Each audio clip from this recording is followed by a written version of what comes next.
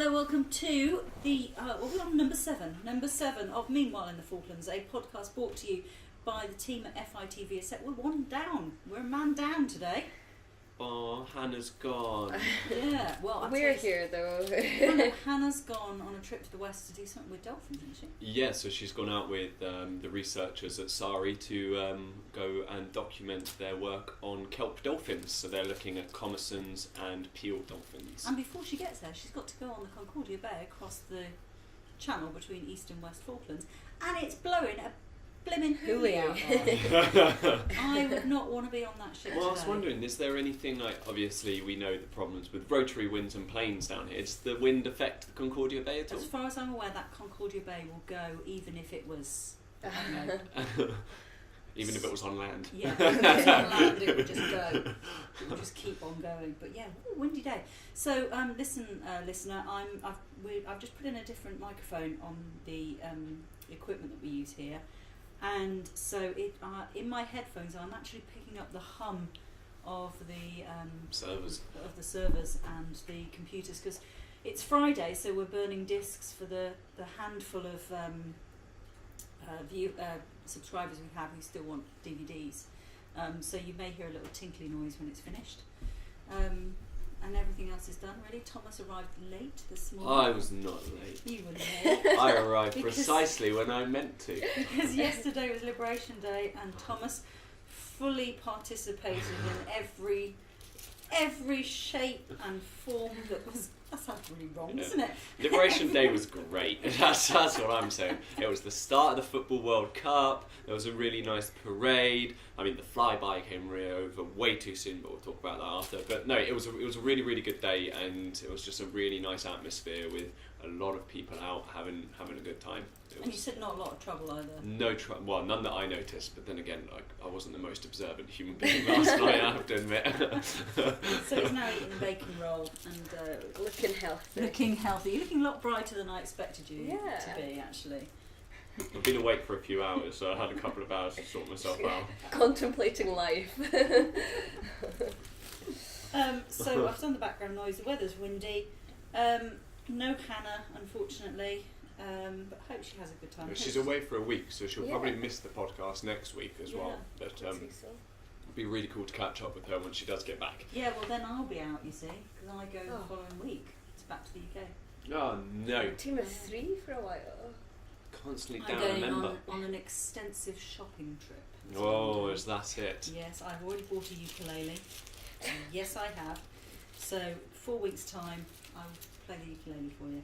That can be our jingle to begin the podcast. I'm on it. Oh, right. I'm on it. Good. I've already ordered a book of medieval and Renaissance stuff, so it's all out of copyright. Great. It's going to be fab. I was thinking, I was like, why are we going for like a really old theme on the podcast? But copyright, okay, that makes sense, that's cool. Don't know if we've covered copyright in these podcasts yet, but... We will. we will do. So, yeah, well actually, thinking of copyright, I wanted to talk about content because... I don't know, I'm just old and crumbly, I think, and I'm set in my ways on how things should be done. But earlier on in the week, Thomas was showing me some, what the young people are calling vlog style documentaries. Sounds like I don't think that's even what it's called. Vlogging, I think is the right term. I think it's just called vlogging, but I wonder, just a side note on that, I do wonder if when gonzo journalism started, I wonder if people, like when it was starting out, spoke about it with sort of scepticism as well. He was showing me something that was called gonzo journalism. Vlog style. Is that how I speak? I don't know, I'm just imagining it. It was me last week that he was putting on, a Furious Scot, so you know. Who would it be next week? No, but this vlogging style, we won't say who it was, but the particular video we were looking at had like 15,000 views on it, and it was, in my head, and I'm really sorry, this is very critical, it was filmed down here in the Falkland Islands by somebody who came down, I think last year or the year before. It was snappily edited. It was obviously filmed on, I don't know what he filmed on. You say filmed on a DSLR. I think it was DSLR, yeah. We filmed on DSLR, but it looks like he edited it in like iMovie. And didn't even change the fonts. Yeah, but with these jump cuts. You got to remember as well that the person in question is, can I say his profession? Oh, Anyway, this person isn't in the media At that industry. point, Paula shook her head. Well, he's not in the media industry. He has his own job and he does his thing, and he came down here mainly to take still photographs and to check out the Falklands on a professional level. The vlog was put together simply as a means of showing his customers, the people related to his business, what he was up to down here. And if you think about it, he's had no training in this. He just picked up a camera, he's gone to do something, and he's taken vlogging to sort of show people what he's doing, and it increases interactivity. I think so, and I think the beauty of vlogging and why people like it so much is it is a real insight into day-to-day life, and it's almost this achievable, or it's meant to be. I'm not It's saying nosiness. It's nosiness, and it's this achievable person that somebody's looking at and that they can aspire to be like, and it's actually relatable. So I think that's why people like vlogging so much. So something like that, if you put a vlog together, and even some of the best vloggers out there, they don't make it that fancy and they don't film it particularly well, because it's meant to be just this easy day-to-day, you could do it yourself. And I think that's why YouTube has taken off so much. Would you say that the camera style is almost like you were stood there looking at it with your own eyes? Yes. So like it's a bit jittery, but it's almost like you're watching, you're standing there with them, And you're See, in conversation with the I person who's filming it. I just can't get behind it, because it's just, for me, it's not, the composition's out, and But some of them, just because they're vlogging is like that, doesn't mean all their videos are like that. You go, because they do so many cool things. I mean, Caiti knows far more about it than I do, but they go and do stuff, don't they, Caiti? They go and do activities and set up proper videos. Yeah, so I think a lot of the big ones, a lot of the big YouTubers have main channel and second channel, and on their main channel they will put real thought into how they film, and they will do it properly with tripods, with lights, with potentially more crew members, in order to make a really good piece of content.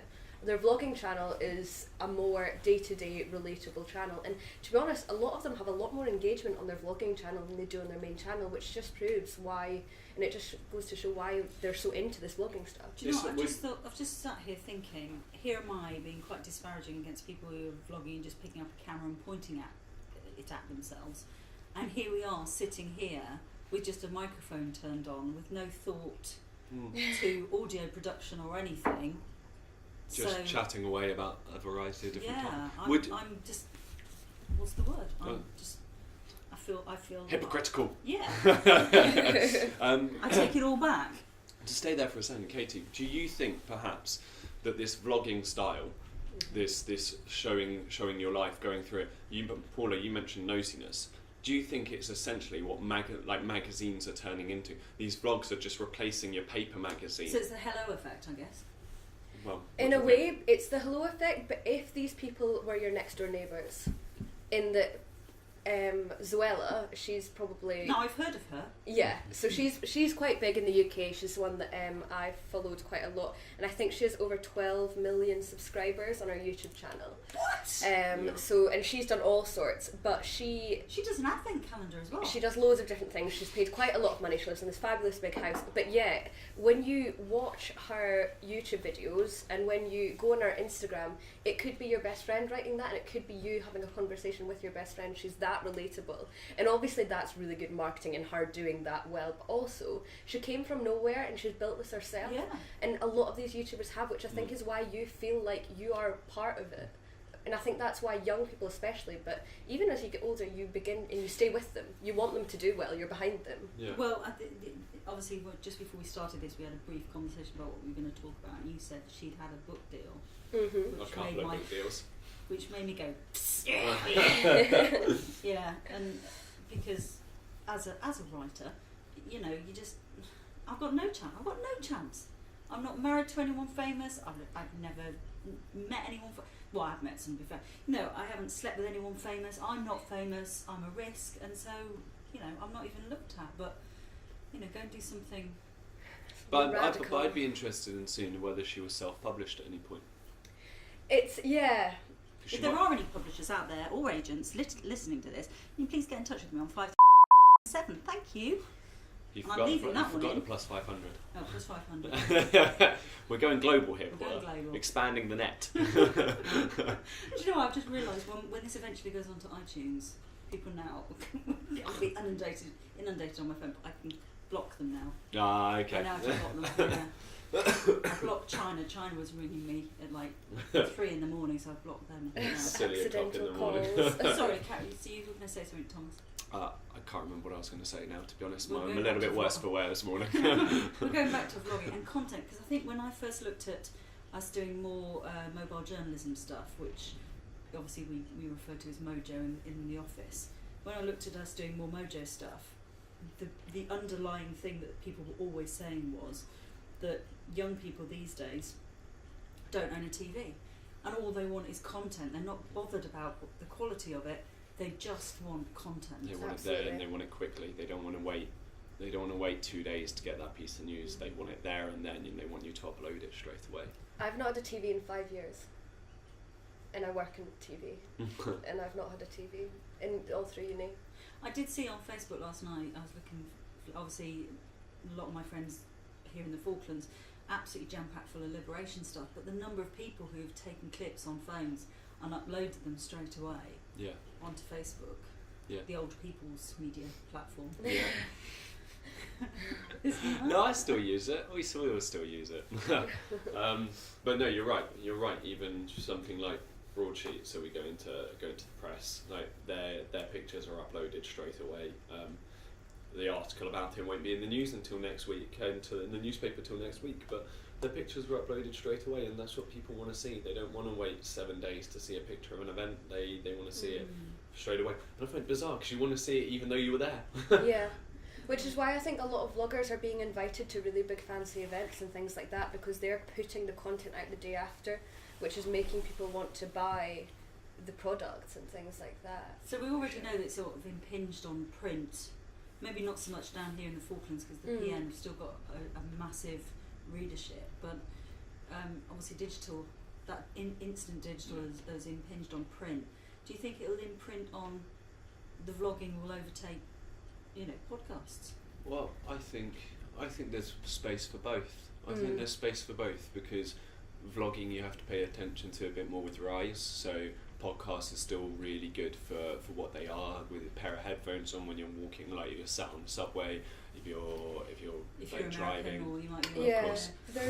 There's another. Isn't that going to be weird? Sorry, isn't that going to be really weird that in a few years' time, and somebody's downloaded this episode and they're actually sitting on the subway in New York? Oh my God, that's me! Yeah. Is that how everyone speaks in America? Impersonations in the Falklands. New podcast. There's another really big British vlogger. He's called, can I say, Marcus Butler, and he's got two YouTube channels, and I've watched him for a very long time. And then he started to release this podcast that I listen to every week called Lower Your Expectations. And at first I was sort of thinking, how on earth can he provide something new in his podcast? He vlogs every day of his life, or a lot of days in his life. He does, he produces main channel. Not vlogging. He does main channel videos. How does he have any more to give his audience? And then you listen to his podcast, and in that, especially in the first episode, he says, on my channels I have to be careful. I'm a brand and I need to be careful what I say. In his podcast, he's talking about his opinions, and he's using his podcast in a completely different way than he is his channels. So is it just like we do? It's editorial. It's just like us. So it's like how we talk about our TV programme, he's talking about his channels. Yeah. That's a very interesting way of looking at it. Yeah. So I think there's place for both, definitely.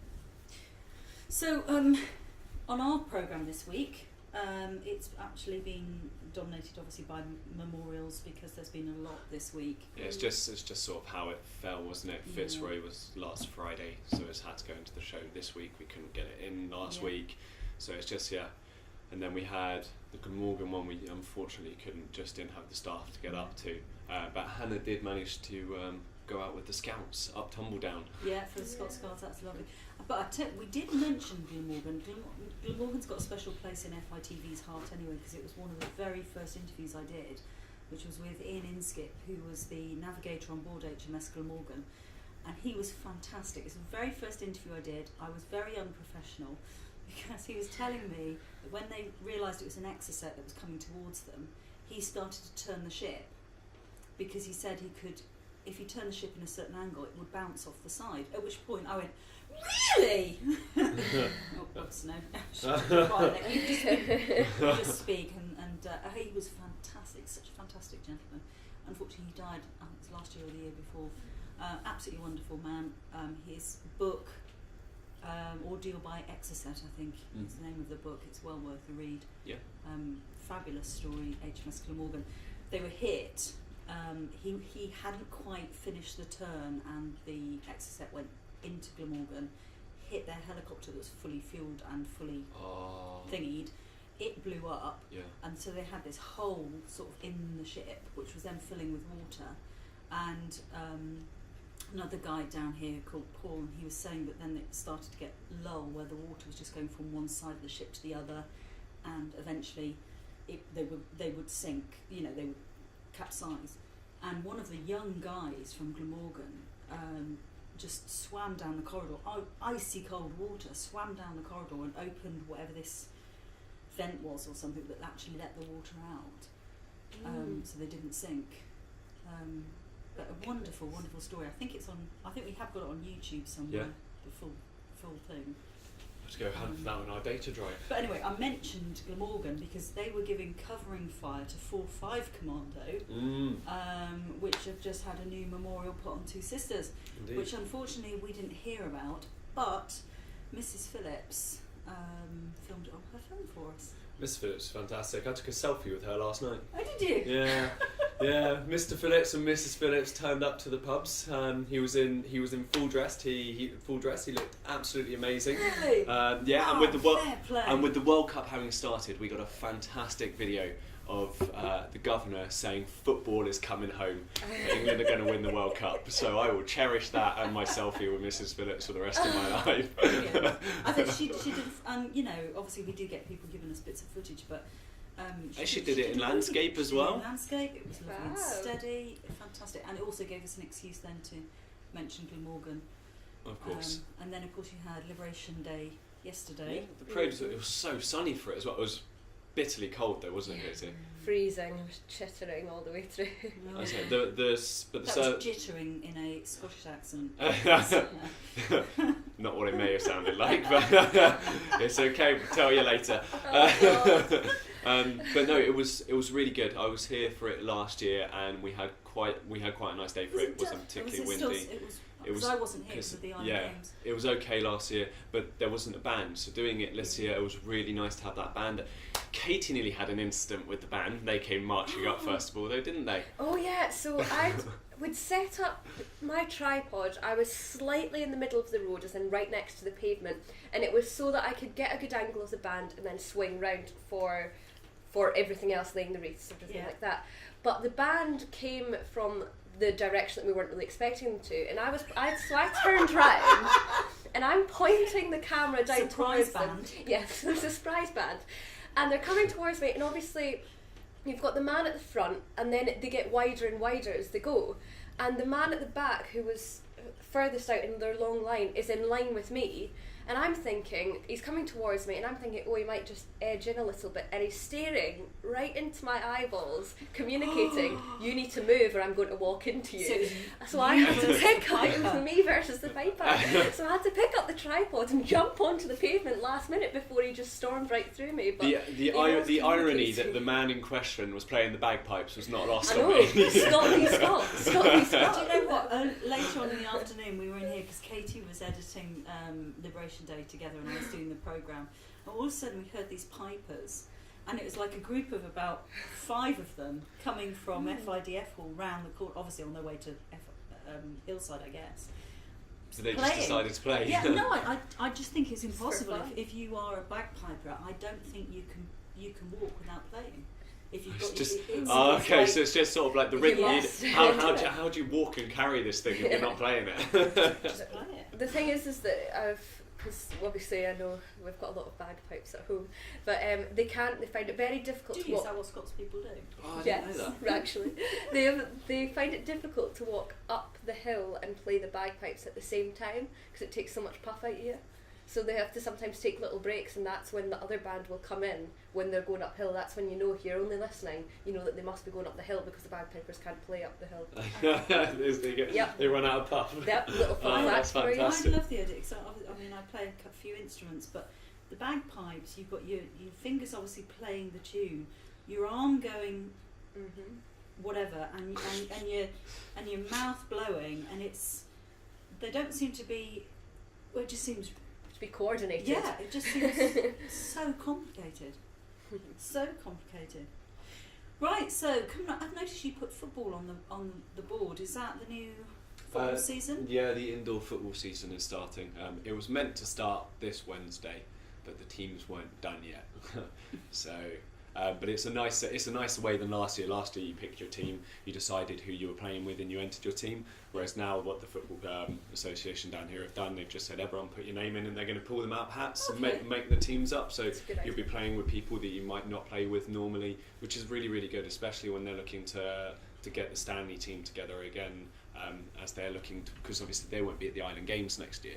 There's no football, so I was going to say, is that going to cause a problem if you're just going to pull them out of hats?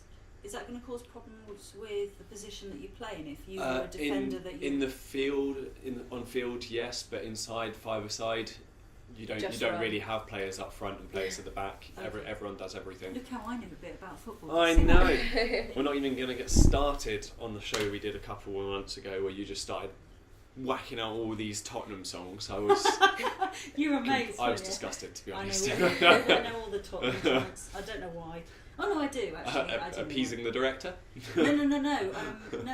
Years ago, and we're going to talk about influences. Oh, yes. I watched this film years and years ago, and I think it's called First Love, and it's about this girl who's like totally in love with Danny Blanchflower, who, if you don't know, was a footballer at Tottenham Hotspur in the 60s or 70s, I don't know. And she's totally in love with him. And it's a story about how her sort of fan thing goes.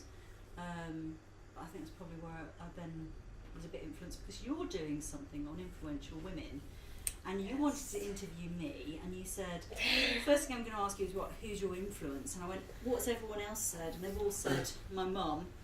And if I were being truthful, I'd say my influence was Heidi High, and that's not really.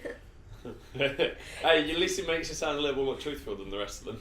It's good to I love my mum, she's fantastic. Absolutely fantastic. But I think I was influenced more by Heidi High. So when you're asking the question about influence, Katie, are you asking professional or life, or? I'm asking who your influence was as a child. So when you were growing up, who was your biggest influence? Okay. Yeah, who was yours? Who was my biggest influence? To be honest, it would probably be a footballer. No, yeah, I'm not. Yeah, it'll probably be. It's definitely Freddie Ljungberg, actually, who played for Arsenal. I styled my hair into a mohawk. I dyed it orange. I dyed it orange we with need to see pictures. I dyed it orange with spray on can. No, it was pink. It was pink with a spray on can. So I did it like that, but I kept doing it. I did it every day to make that thing go pink, because my mum and dad refused to let me permanently dye my mohawk pink. How dare they? I was like 10. I was honestly. I was 10 years old. But by the time that I'd done it every day, I actually stained the skin on my head. Yeah, the skin on my head. Like, if you looked at it, no, it's fine now. It's fine now, luckily enough. But just for weeks, like if you looked properly at my head, it was like an orangey pink. Yeah, that was that spray. Yeah. I look back at some of the haircuts I had as a kid, and I was like, how on earth did my mum and dad let me do that? We're going to need to see pictures. Oh, you'd have to ask them, because I destroyed all those. So what about you? What about your influence? For a long time, I think mine has been Lorraine Kelly. Mostly because, as I said in last week's podcast, she's a bit of a legend, isn't she? She is a bit, and obviously she's Scottish, which isn't the main reason why I like her, but I think she had something in a magazine that said that she could have papered her flat with all the rejection letters that she had when she was trying to break in to journalism. Yeah, I've got the same. Yeah. So, and I just think that's, to be able to say that is just really amazing. That's a really nice way of looking at it, actually. Yeah, for sure. And as well, I think I really like that anytime you ask her what her favourite film or favourite book or anything like that is, she always says something Scottish, which I think is deliberate, but also I think it's really important. I think it's good to be Cultural to love heritage and to all love that. your She's got a country. lovely style. Yeah, got a she's lovely wonderful. style. I'd love to grow gracefully like her. We've just been joined by FITV's finance guy, Steve Finance. Holmes, who's just walked through the door. Hi. Steve, who was your influence as you were growing up? Who was my Influence? Who's your biggest influence as you grew up? Charlie Lockhead? Who's that? footballer? Yes. I said a footballer as well. And I've mentioned Danny Blanchflower. Katie's the only one who hasn't actually named a footballer in this podcast. And he's got to be Scottish. If you're naming one, he's got to be Scottish. Katie now has a worried look on her face. I'm more rugby than football, please. Yeah. Well, I think that probably comes to the end of this podcast for this week. Thank you very much for listening. Don't forget you can subscribe online to watch all FITV's Falklands in Focus because they are fantastic. So you can, and they're cheap as chips to watch as well. Make sure you listen next week as Caiti will be able to tell us all about the Three Peaks Challenge that she's doing tomorrow. Yeah. So yeah, definitely tune in for it next week. So you can subscribe by logging on to fitv.co.fk and following the Our Channel section and subscribe so that we can carry on doing this fantastic thing. And we'll see you next week. See you next week. Bye. Bye.